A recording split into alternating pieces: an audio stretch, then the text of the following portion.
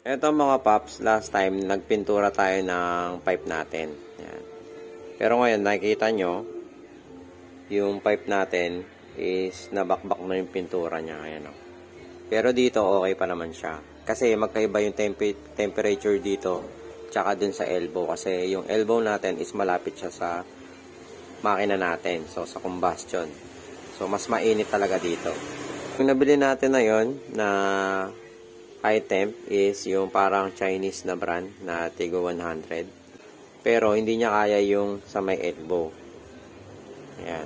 Magre-repaint tayo ng elbow using this high temperature na ito yung Bosni na up to 1,200 Fahrenheit mga paps. Ayan. Flat black. So ito subukan natin. Check natin kung magpi-fade pa yung pintura kapag ginamit natin dito sa may elbow.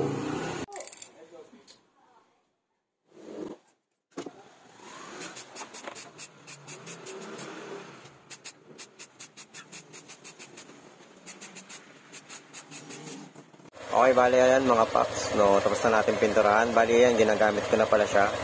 Ayan, nakabukas pa yung yung motor natin. Ayan. So, hindi siya nangangamoy. Hindi siya nagbabakbak. Ayan.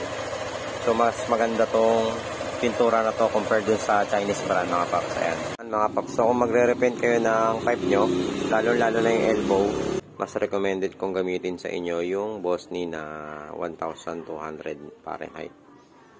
Ayan, para hindi magbakbak yung sa may elbow. Ayan mga paps. So, ayan, nalagay ko na lang yung link sa yellow basket.